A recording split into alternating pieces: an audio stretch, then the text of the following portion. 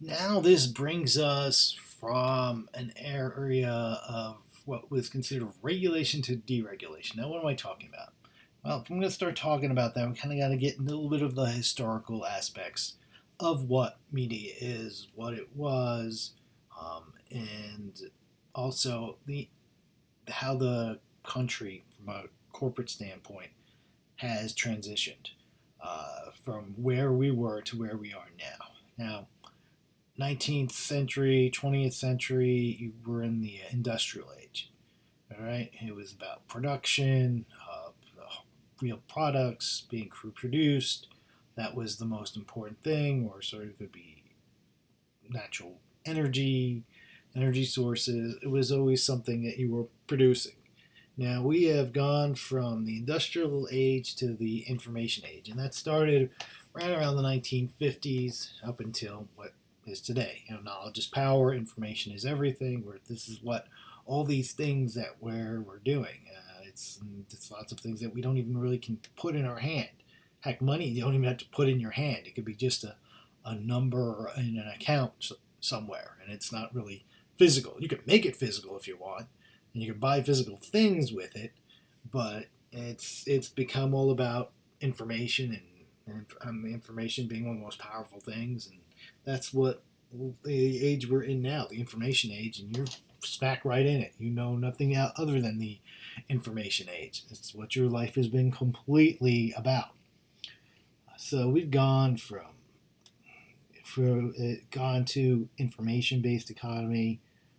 This is where movies and TV and radio and the web and computer software is just being sold at a way that has never been seen before. We now have our international conglomerates where you can sell anything from anywhere and make money. Because before that, before all this technology, you had a limited base. You had a limited customer base.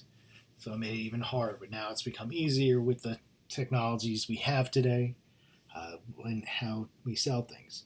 Now, what were we talking from regulation to deregulation? Okay, it's regulation to deregulation of not of from a corporate standpoint, and then we're also going to get into the deregulation of how media works, of how that industry works, and what who can own what, and what company, how many can own so much of some said type of media. This is what this is going to be about, and how it's evolved over the years. Okay, so we talked about going from the industrial to the information age. Now, historically, especially in the late 19th century, you had the Industrial Revolution and things such as the railroads and steel and oil. These were all major companies. They still are major companies, but even more so back in the late 19th century into the early 20th century. You're talking about Rockefeller, Vanderbilt, Carnegie. They all had monopolies, either in oil or steel or shipping and the railroads. Um, and things weren't working as well. They had bad corrupt. They were corrupt with labor practices, including child labor. There was also complete manipulation of the market, and they would crush smaller competitors. And this was a very different time. There weren't many rules for that. It's a free market economy, but it was a little too free at some points. Um, so there were no rules. So it was not giving everybody that chance to be able to come up and have a new product or be bought out, and they get the money anyway. So the whole point was to have other people be get a chance to make their own way, like these companies did. Now, one of the things that the monopolies they were organized into trusts. So that's where when you hear about monopolies and antitrust legislation, that's what they're talking about, because these were trusts, their official name, legal name. When they created these companies, they were called trusts, so that's where antitrust laws come from, that terminology. So in the early 1890s, 1890, you had the Sherman Antitrust Act. This is where you first see the U.S. government. and their first precedent of breaking up monopolies and trusts. Um, and what they would do is, one of the strategies they would do is that they would the monopoly would fix prices, so they knew that any competition that wanted to come in couldn't, because they couldn't possibly charge that little and be able to even hope to compete and hope to have a successful business. So that was one of the first acts. This is lots of times. So you're seeing the beginning of monopolies being taken down in this country's history. 24 years later, the Clayton Antitrust Act. What people would do sometimes is manufacturers said, "Okay, are you sure you're only selling all our products in your stores? Because we're not going to sell to you if you start buying our competitors' things." So think about it this way. Let's just say Coca-Cola says to a store owner, "Yeah, we're not going to sell to you if you're also selling Pepsi products. We can't have that." Can you imagine that, going to just any general store or supermarket or convenience store or something like that, and them not having Coke and Pepsi there at that store? It's been commonplace, but it's so it gives that shop owner the flexibility, because some people like Coke, some people like Pepsi. In this specific example, but yeah, they had to pass a law for that, because it was nothing wrong up to that point. Yeah, you can't. Yeah, we're not going to sell to you unless you make sure you don't sell by our competitor. They couldn't do that. They realized this put a strain on lots of small businesses out there. They couldn't compete. Once again, they wanted to make sure they had the ability to have a prosperous business. So, and that could also deal with restaurants if you think about that. Um, so it's evolved over the years. And then in 1950, they had another act. This was where it started limiting mergers, because certain companies would get together. Remember, it's 1950. It's just after the World War II, not too much longer after that. Um, they saw some things popping up with certain companies that were getting a little too big, and that would have been basically a type of de facto monopoly, and they're saying, "Yeah, no, we can't have that."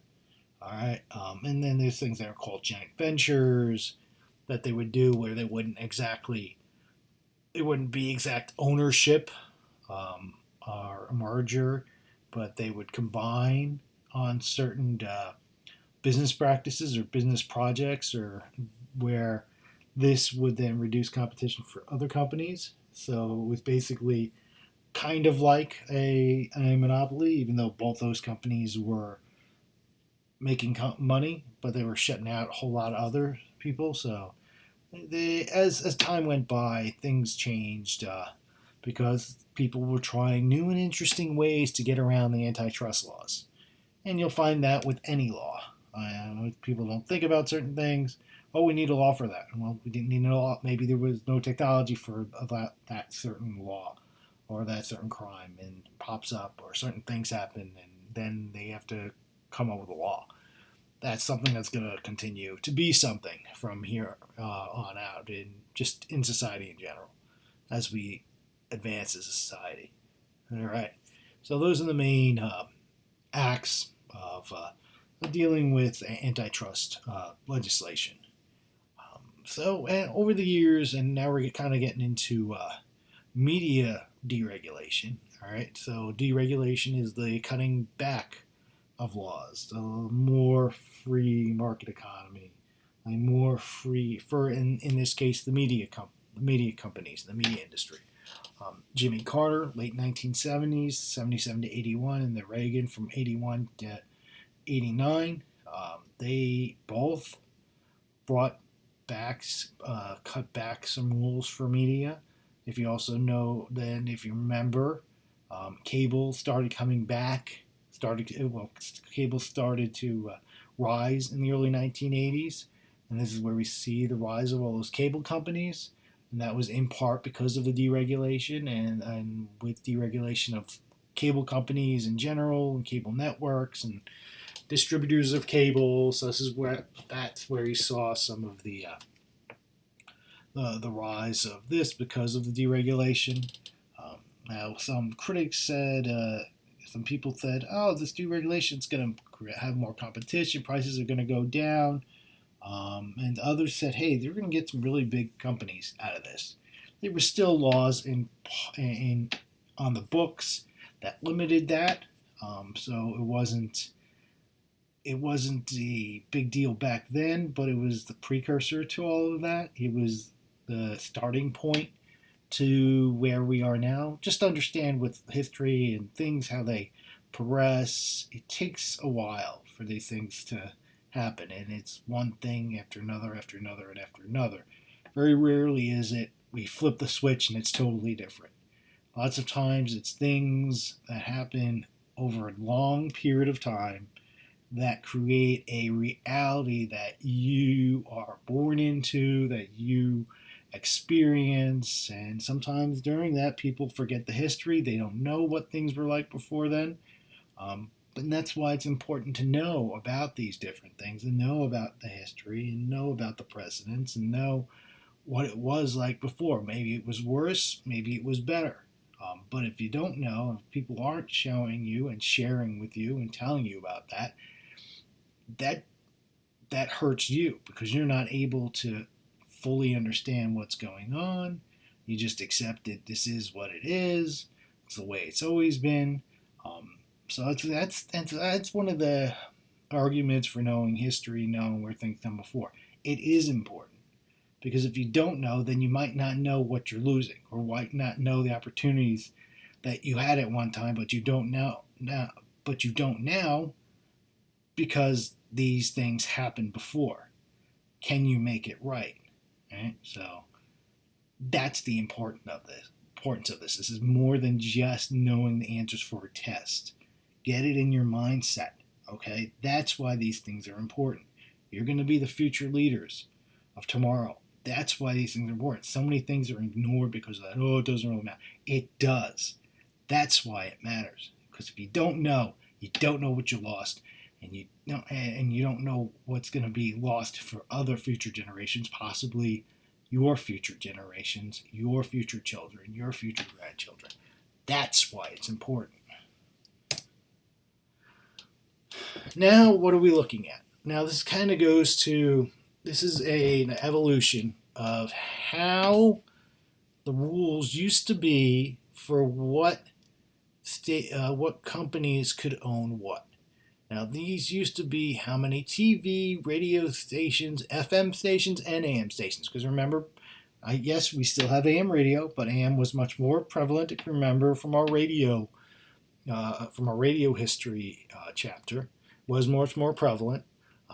But basically, from 53 to 84, that's a good chunk. I'm like right there in like the middle. I was born almost like in the middle there. And so I experienced a good chunk of my life. First part of my life was you couldn't own, same company couldn't own more than 7 AM stations, 7 FM stations, and 7 TV stations. That's the way it used to be. This seems important. I don't know. You may see this someplace in the future. Hint. Hint. Hint. Anyway, so 7 a.m., 7 FM, 7 TV stations. That was 53 to 84. 53 to 84. 53 to 84. All right? That's when the FCC established those rules. All right? Once again, right after World War II, we talked about how television was put on hold. This is where they started doing. They had the acts and they put stuff on hold for licensing and all that. So this was among those laws in 1953 of how many. This was one of them. How many stations they could own from FM, AM, and TV stations. And then It's also a single person or company could only own one radio station per market um, during that time. Okay, so you could own 7 different stations, but they had to be around the country. All right, so New York, Chicago, LA, so on and so forth, and FM and TV stations. So they couldn't be in the same market, and especially with radio stations. But that changed really, really quickly once the 1980s hit. Remember, precursor was with Carter from the late 70s into Reagan. That was 80 till about 1994, and from the rule was 20-20-12. So we went from 777 to 20-20-12. So from 1984 to about 1994, it was 20 AM radio stations, 20 FM radio stations, and 12 television stations. That looks important too. Hint, hint, hint. And now, from a television station where we stand now, remember our old friend? We're going to talk about our old friend, the 1996 Telecommunications Act, which has caused all the big mega media conglomerate companies it was during the Clinton administration. They further even more they deregulated even more.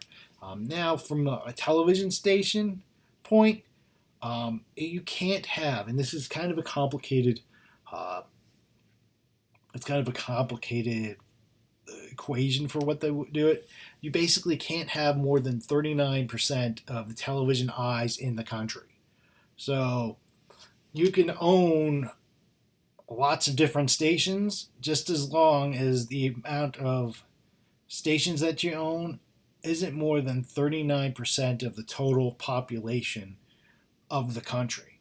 So you can own, okay, I own stations in New York and Chicago and Miami and LA, but then I might also own a station in Charlotte and maybe in Idaho, or because if you think about it, if you were to just go with the biggest markets everywhere, you would eventually break up. You get to the 39% a lot quicker because there's higher and lower populations in a given area. So that's why they have different markets. Every market there's a number of a market. Like 1 is New York, 2 is LA, 3 is Chicago. And it goes by the population and television and radio users and all that. And it goes down to like 251, and that's Glendive, Montana. I've never been there. I've never been to Montana, but that is the last market.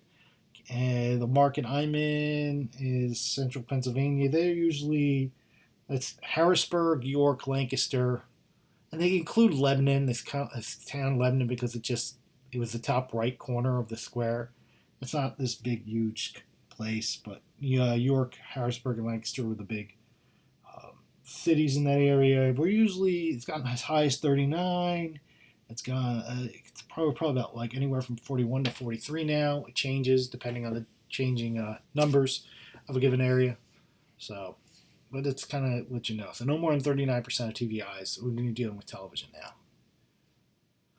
But as we see, deregulation, it is continuing today. 1995, News Corp, my former place of employment. I first started my industry in 1995. I started working in Fox in 98, but in 1996, hey, look at that. 95, they got the News Corp. They received a special dispensation allowing it to own and operate the Fox network and a number of local TV stations. So strangely enough, hey, look at that. They say that in 1995, and guess when the Fox News Channel was born? 1996. News Corp had already owned lots of television stations and around the world, lots of newspapers and magazines and stuff like that. And it wanted to expand its empire. And then, they had that 95, they had that dispensation. Then you had 96 with the Telecommunications Act. Once again, that had a big part to deal with not only News Corp, but the other major companies that we've been talking about. And then we come to the 1996 Telecommunications Act, and this is where it really changed. Big things This is where we start seeing phone companies. Were allowed to own television and radio stations. Before this, they were not allowed to own this. They were not allowed to do cable, or they were only allowed to do phone stuff and own phone companies. So that was very strict with that. And the same thing with cable companies. They were not allowed to do phone service. So that's why sometimes you would see regionally in some more local areas that when one county, what would probably normally be a phone company in one county, they would offer TV and radio, but they didn't offer phone service. And it's vice versa for the cable company. They'd offer phone service, but not cable. So I'm like, what are you doing? It was few and far between. It didn't happen that often, but it did happen. But after '96, this is where we start seeing cable offering, like Comcast. Now they offer phone service. That was never a possibility. That's why you have Verizon, and they've got Fios television. If some of you have that. So this is where it starts because of this. Before that, there were very strict rules. You could not own, if your phone company couldn't own a TV or radio station, if your cable company, you couldn't give out phone service. But it's changed after that. That seems important too. These all seem important. Like, which one of these doesn't belong here?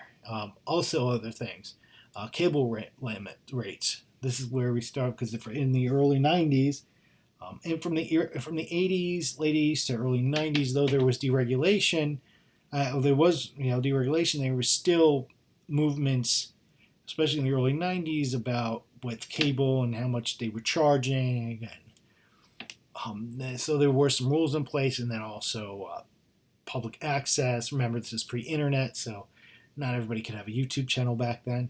If you wanted to be on television, you could go to your local cable company and they could hook you up. It might have not been the greatest program, but that's how people were able to do that. Now anybody can have a TV, quote unquote TV show, even though it's not really TV, or on YouTube.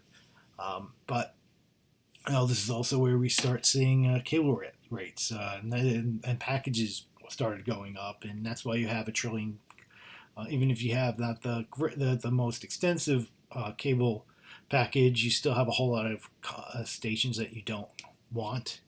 And there's still those people who are still fighting for a la carte. It's been gaining some traction, but remember, it's Comcast. They're a huge, monstrous conglomerate. They have lots of pull. Hey, remember lobbyists lobbying? They end all the things that they own from a media standpoint. So they're not only distributing it, but they're also producing. So, but yeah, cable's rates. And then also, there's lots of promises. Hey, if we do this, we allow companies to become bigger and have lots of different media formats. Technology is going to go faster. And that did happen, but the problem was fewer voices. Now we only have a handful of companies that basically own so many different things and the limit of voices, and it's not really all that good for free democratic society, which has become part of the problem, and how much influence they have with government and elected officials of all sorts of both sides of the aisle, who's promoting who, and then it becomes how's that coverage being from a news standpoint, because all these places have news coverage. How is that being affected in that? Because they're supposed to be independent, but let's face facts. It's not really been the case very recently, even with everything they say. There's so many other factors into it, which is important. It's something I keep throwing down your throats and will continue to throw down your throats. Those are excuses, and it's the corruption of the system. We need to be above that. And then 2007, this is where they started to ease on newspaper and then broadcast how many newspapers you can own, especially within a given market. And if you own a TV and a radio station, those rules were relaxed, and that's further made the companies even bigger. 2007 is when I left Fox News, first week in May. And then started going for my master's. I went back eventually, but this is where we start seeing where we are today. Other things, other major deals over the years. 95, Disney, they bought ABC, $19 billion. They've since bought other things, which are down there, but that was a huge coup for them. And then ESPN, now Monday Night Football's on ESPN. And I know lots of people who work for ABC and Disney, and they're all part under that same corporate umbrella. Time Warner, they bought Turner Broadcasting for $7.5 billion. Ted Turner, that's one of the people that I have listed in your final project. You may want to do a thing on him. That was a huge deal, and he was named like vice president, but didn't have that job very long. After that, he was a major media mogul, TBS. You watch TBS or TNT, that's him.